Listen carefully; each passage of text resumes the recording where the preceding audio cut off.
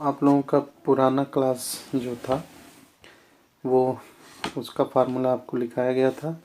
अभी आप लोगों को तीसरा पॉइंट औसत, यहाँ से औसत से चालू होगा। औसत, तो औसत बराबर क्या होता है? राशियों का औसत अगर निकालना है तो यहाँ पे इसका फार्मूला आप लोग लिख लीजिएगा।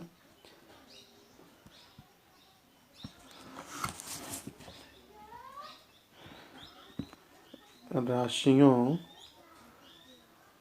का योगफल, राशियों का योगफल बराबर होगा औसत गुणे राशियों की संख्या। ठीक है, तो राशियों का योगफल बराबर औसत गुणे राशियों की संख्या। इन तीनों से आप लोगों को बाकी का निकल सकता है। तो दूसरा में अगर ये पूछा जाए कि औसत क्या होगा, तो औसत आपको निकालना है, तो आप यहाँ लिखेंगे राशियों का योगफल बटे राशियों की संख्या। राशियों की संख्या। तीसरा है राशियों की संख्या बराबर, राशियों की संख्या बराबर हो जाएगा आपका औसत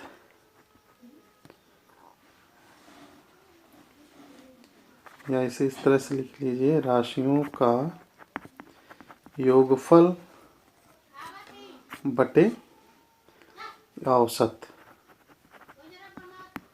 औसत, तो इस तरह से आपका तीनों इसकी सहायता से आप लोगों को तीनों फार्मूला याद हो सकता है। ठीक है, राशियों का योगफल, औसत और राशियों की संख्या, तो इसकी सहायता से आप तीनों निकाल सकते हैं। नेक्स्ट पॉइंट आ जाइए, विभाजन। नंबर 4 लिखिए, विभाजन। ठीक है, विभाजन।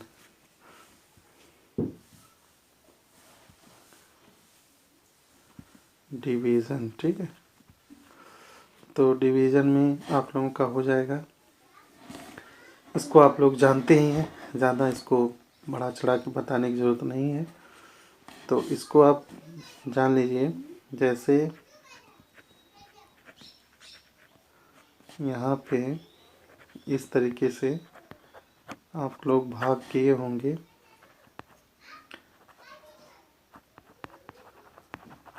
ये भागफल हो गया।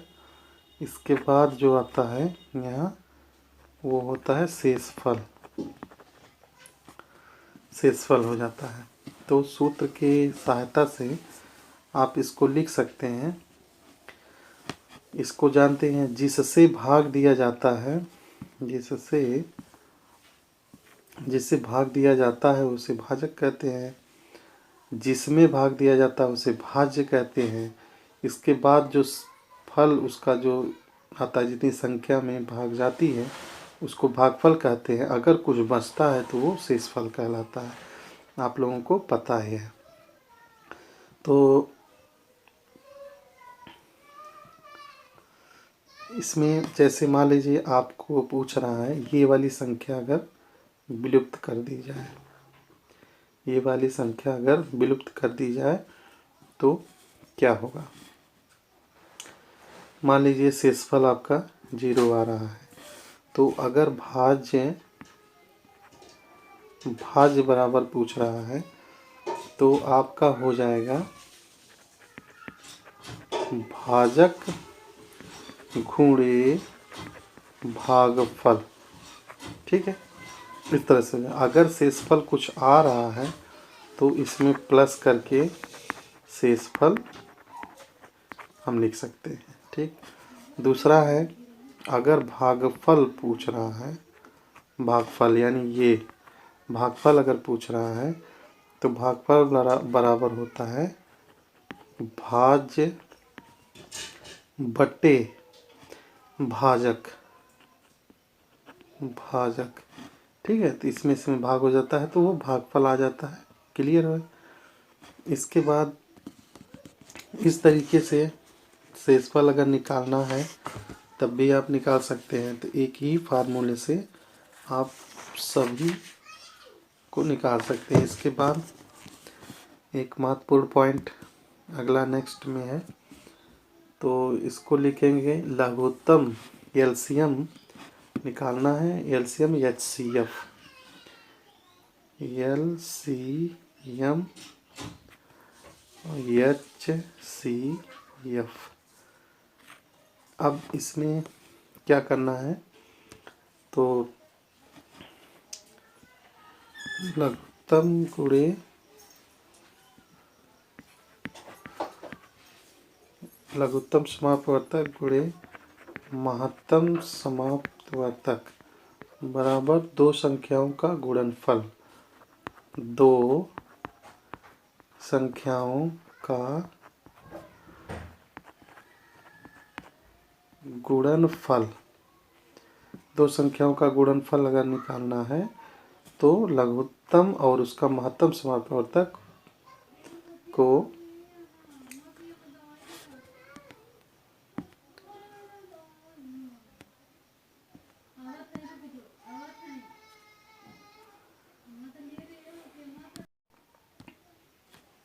अगला है आपका केवल लाशा निकालना है।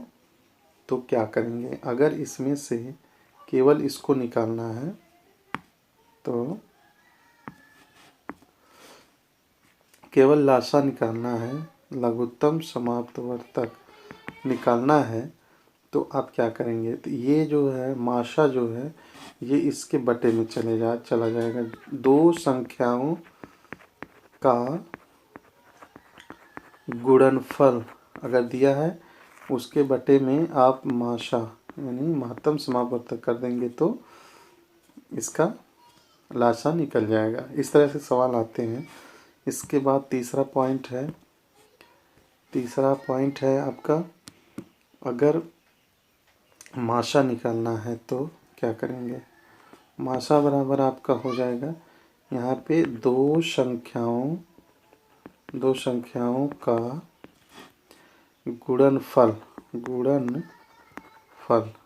करेंगे बटे, अब ये लाशा जो है ये नीचे चला जाएगा लाशा, ठीक है, इसमें भाग हो जाएगा। तो तीसरा पॉइंट आपको मालूम चल सकता है। ठीक।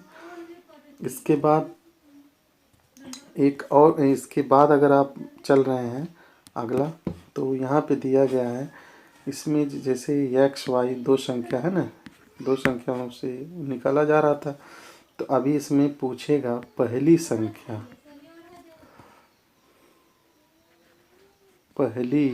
संख्या अगर मालूम करना है तो क्या करेंगे, हम लाशा गुणे माशा बटे दूसरी संख्या। ठीक है। इसके बाद अगर दूसरी संख्या निकालना है, दूसरी संख्या अगर आपको मालूम करना है तो क्या करेंगे, लाशा गुणे माशा बटे पहली संख्या। तो इस तरीके से आप लोग लाशा और माशा निकाल सकते हैं। इस तरह के सवाल जो है काफ़ी पूछे जाते हैं, तो इसको आप लोग याद रखिएगा। इसके बाद हम लोग अब चलेंगे अगले पॉइंट की ओर, पूर्ण भिन्न का लाशा एवं माशा। ठीक है। पूर्ण भिन्न होता है उसका लाशा और माशा कैसे निकाला जाता है। तो इसमें लिखा है पूर्ण भिन्न का लाशा एवं माशा। ठीक है, इसको निकालना है तो अगर यदि A/B C/D E/F दिया गया है, इसका हमें लाशा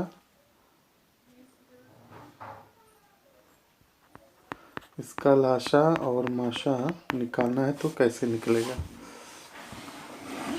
तो इसका अगर लाशा निकालना है, लघुत्तम समाप्तवर्तक निकालना है, तो हम क्या करेंगे, इसको अंश का लाशा, सबसे पहले अंश का लाशा निकालेंगे, फिर इसके बाद हर का माशा निकालेंगे।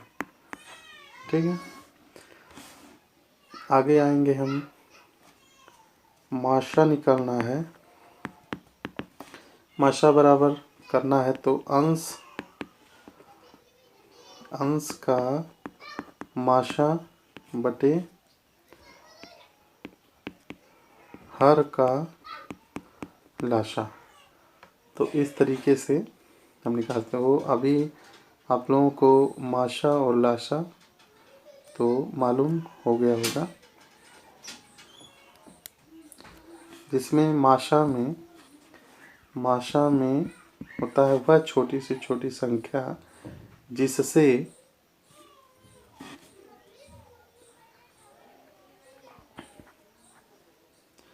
जैसे इस तरह से है, वह छोटी से छोटी संख्या होती है जिससे तीनों कट जाए। ठीक है, तो उसे हम माशा कहते हैं। लाशा वह बड़ी से बड़ी संख्या जिससे तीनों कट जाए, यानी वह संख्या जो है इन तीनों से कट जाए, उसको हम लाशा कहते हैं। ये चीज़ आप लोग याद रखिएगा।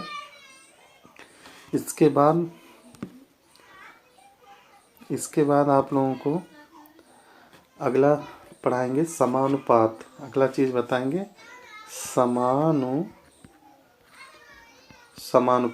समानुपात में क्या है कि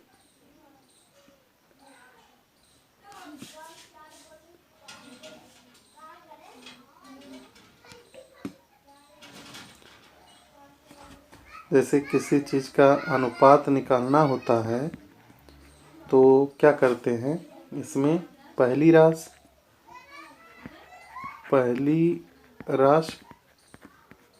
बटे दूसरी राशि। ठीक है, ये करते हैं। तो यहाँ पे एक इक्वेशन की तरह से है, जैसे पहली राशि हो गया, अनुपात में डालेंगे दूसरी राशि, समानुपाते में तीसरी राशि, अनुपात में फिर चौथी राशि। ठीक, इस तरीके से। तो अब आप इसको निकाल सकते हैं। पहली राशि अगर निकालना है तो यहाँ पे पहली राशि अगर आपको निकालना है तो क्या करेंगे, दूसरी राशि गुणे चौथी राशि। ठीक है, चौथी राशि यानी दूसरी राशि, चौथी राशि और पहली राशि, तीसरी राशि, इस तरह संबंध है। बटे आपका हो जाएगा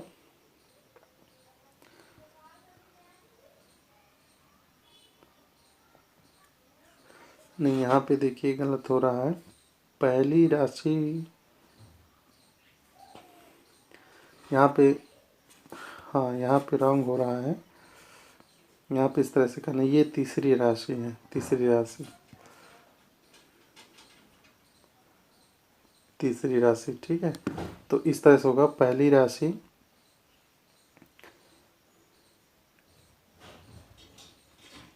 यहाँ पे हो गया चौथी राशि। ठीक है, तो ये हो गया। इसके बाद अगर आप इसके बाद आप चलते हैं दूसरी राशि को देखते हैं। दूसरी राशि हो जाएगा यानी पहली राशि गुणे चौथी राशि बटे तीसरी राशि। तीसरी राशि ठीक है, ये हो गया। इसके बाद तीसरी राशि अगर निकालना है, तीसरी राशि तो पहली राशि गुणे चौथी राशि बटे दूसरी राशि। चौथी राशि अगर निकालना है तो दूसरी राशि गुणे तीसरी राशि बटे आपका हो गया पहली राशि। तो इस तरीके से आप निकाल सकते हैं। नेक्स्ट में आ जाएंगे। जैसे एक इक्वेशन बन रहा है, जैसे बड़ी संख्या, उसमें जो बड़ी संख्या होती है इस तरह से इक्वेशन बनेगा, उसको आप नोट कर लीजिएगा। बड़ी संख्या बराबर होती है, यहाँ पे आप लिखेंगे छोटी संख्या गुणे संख्याओं का अनुपात। संख्याओं का अनुपात, इस तरह से इक्वेशन अगर दिया जाता है तो आप इसकी सहायता से निकाल सकते हैं। इसके बाद आप आ जाइए छोटी संख्या बराबर, छोटी संख्या अगर दिया गया है तो आप क्या करेंगे, इसमें बड़ी संख्या यानी इसको पूछ रहा है तो बड़ी संख्या बटे संख्याओं का अनुपात।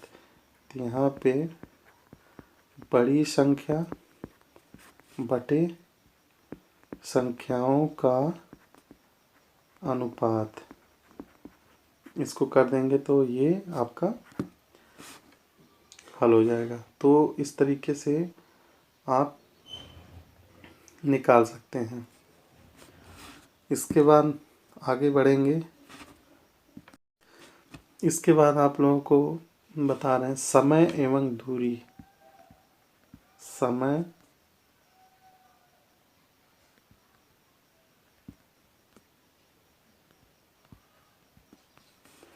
समय एवं दूरी अगर निकालना है तो जैसा कि आप लोगों को पता ही है, दूरी बराबर होता है चाल गुणे समय। चाल गुणे समय होता है। तो इसकी सहायता से आप लोग दूरी का मान निकाल ही सकते हैं, चाल का मान निकाल सकते हैं, समय का मान निकाल सकते हैं। अगर 1 किलोमीटर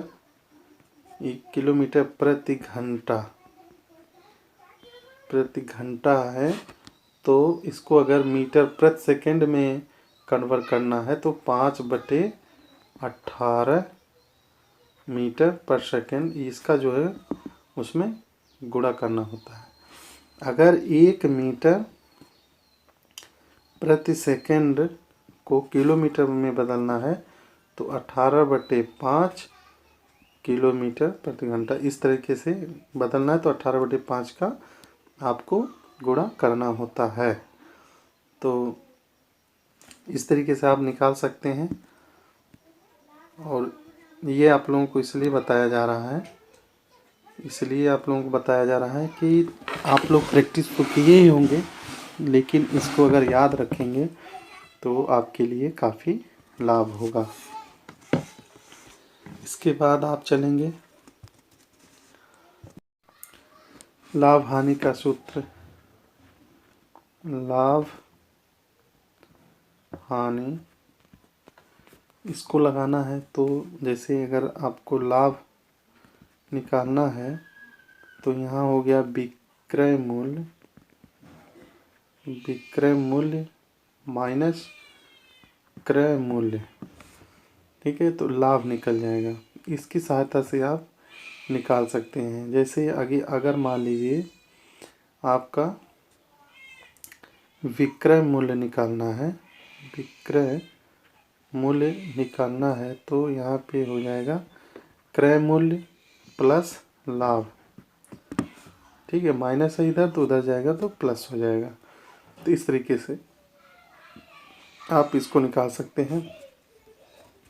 अगर लाभ प्रतिशत निकालना है, लाभ प्रतिशत निकालना है तो यहाँ पे क्या करेंगे, लाभ गुणे 100 बटे क्रय मूल्य, क्रय मूल्य, इस तरीके से लाभ प्रतिशत निकल जाएगा।